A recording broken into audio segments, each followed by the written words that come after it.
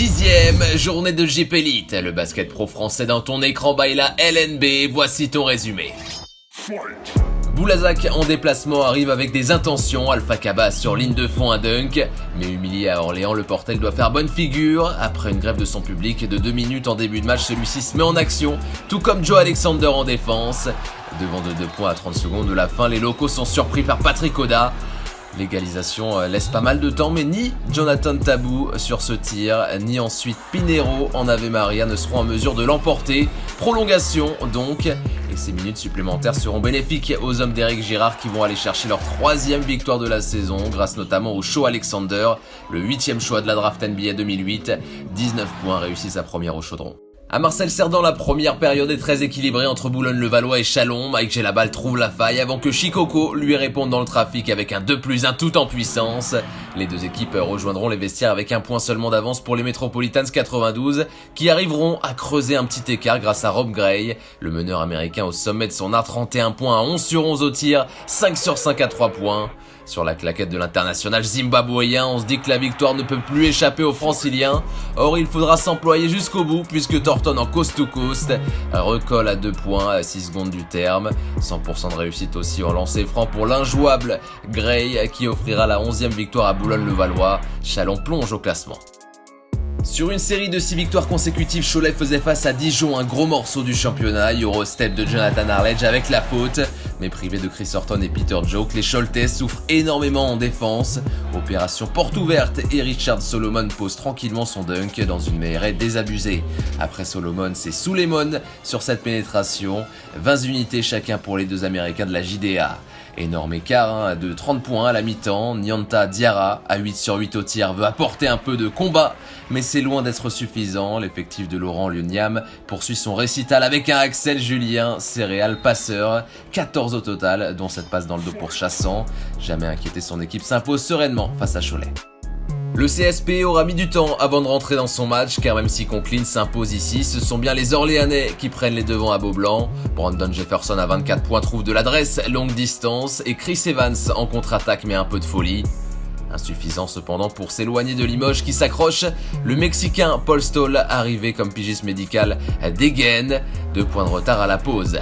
Meilleur scoreur du match, Halilovic continue de peser sur la rencontre, mais en face, le CSP fait aussi preuve d'une adresse remarquable, 58% à 2 points, et surtout 15 tirs à 3 points réussis. Ivernizzi libère pour Nicolas Lang dans le corner. 99 à 87, les Limogeaux l'emportent contre Orléans et sont désormais 10e de JP Elite.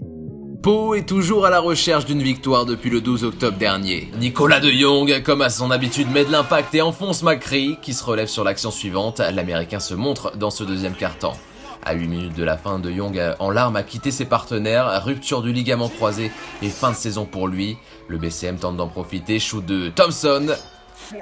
L'élan béarnais a perdu son leader, mais à la ressource et au mental, Ronald Moore remonte la balle et n'hésite pas, +3. Même si derrière, Michael Thompson veut remettre le couvercle avec ce flotteur, Moore est comme possédé, isolation et combo de dribble, droit comme un il se tire foudroie, Benjamin Sen, victoire à domicile. Après un départ compliqué, la SIC semble remonter la pente avec 3 victoires de suite. Damien Inglis, très tranchant, s'attaque à la défense du Mans, N1. De l'autre côté, on ne peut pas parler d'attaque mais plutôt d'assaut. Ali Traoré déguste ce poster de Cliff Alexander. Avec presque 15 points de retard, les Sartois entament un comeback. Et dans ce 4e quart, il rappelle le natif de Chicago avec une énorme claquette. Encore 2 minutes à jouer et c'est Dallo qui en contre veut stopper l'hémorragie, 81 à 73.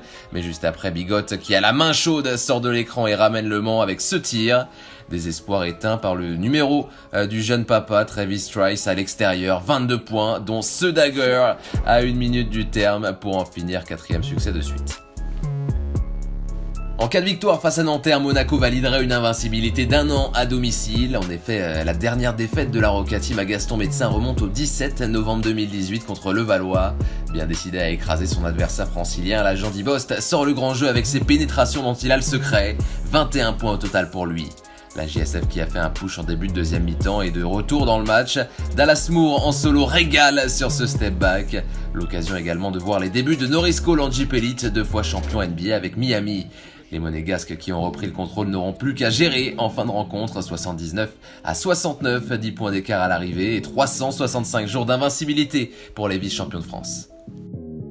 À l'Astrobal, l'Asvel vient de subir en Euroleague ses 2 premières défaites à domicile cette saison et Chalon-Reims compte bien surprendre tout le monde à l'extérieur. La contre-attaque paye et Livieux Jean-Charles est secoué.